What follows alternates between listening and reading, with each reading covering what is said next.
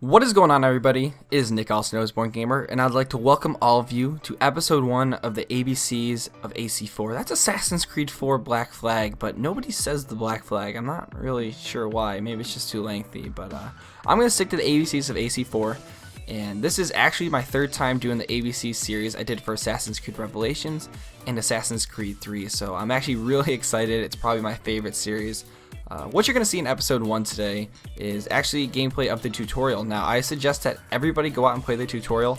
It might be simple, it might be really easy, but it only takes a few minutes, and there's a couple of little nuances to this game that you can pick up really quickly that are fairly obvious to more advanced players, but to some of the newer players it might not be so apparent, especially with the new HUD changes kind of making things a little bit cluttered. So I'm going to run through the tutorial here. I'm going to comment on what the guy is saying as well. This is how I always start my series. It's worked in the past, it's gotten really good reception, so if you're an advanced player, stick around, maybe like the video. I do add commentary, try and make some laughs along the series because it's all about having fun, it's a game. But for the new players, this is actually really important. This is the foundation for how you're going to play this game. This is how you're going to get your first place. This is how you're going to get your first 10K match.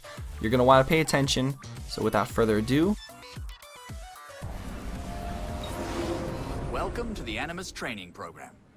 We've built this world for you to sharpen your strategies as hunter and prey. You'll have to assume both of these roles during your experience.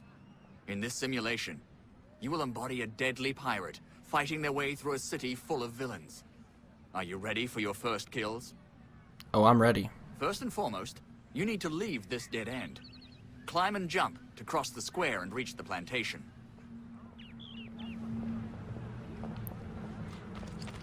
This is actually a map in the game, but for whatever reason they decided to change the floor to make it all blue colored. So if you're not familiar with the Assassin's Creed franchise whatsoever and you just throw in multiplayer, know that it's a mix of stabbing, somewhat shooting, and lots of parkour, free running, and stealth. So I'm a huge advocate for the stealth part of this game. You know, parkour comes in certain game types, which, I don't, fairly gravitate toward. Like, I don't really go towards it that often, but it's still very, very integral to the experience.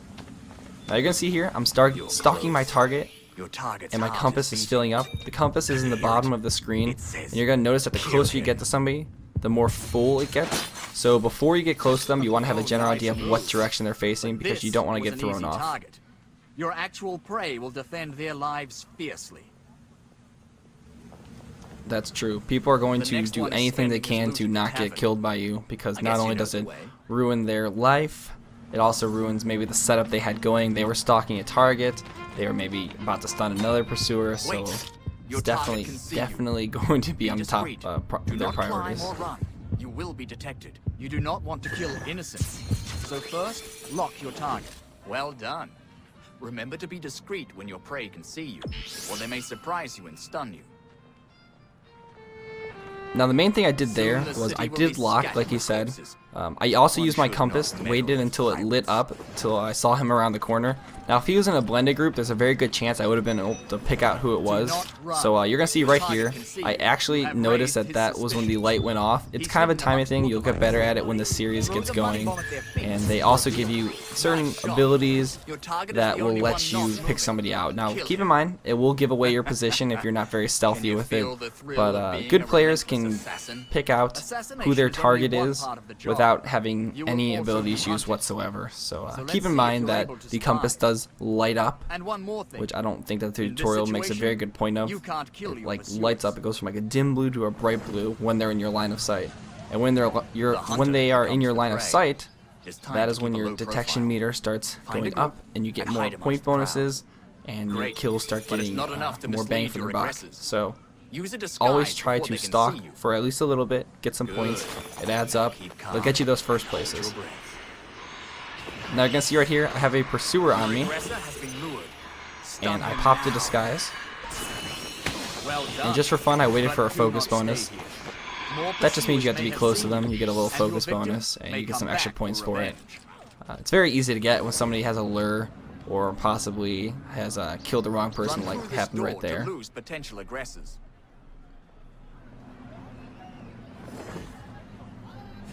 That over there is a chase breaker. you'll want to take advantage of those, especially when you're running away from a target, or a pursuer, I should say. The door closed behind It's great for other game This modes. gives you more time There are to some react. abilities that There make are too those many booby assassins trapped, here to stun them which all. is kind of awful. You have to act So I Blend would into be the crowd, careful. reach the There are dogs, some giveaways and for leave that, but this that will city. be covered in future videos as well. So just keep in mind, like I said, this is a very basic first video, but it's got to be done. It's got to be said. And if you guys have your volume turned up right now, you're going to be able to hear that there are what they call the whisper system, or whispers, I should say. Got to keep my grammar correct.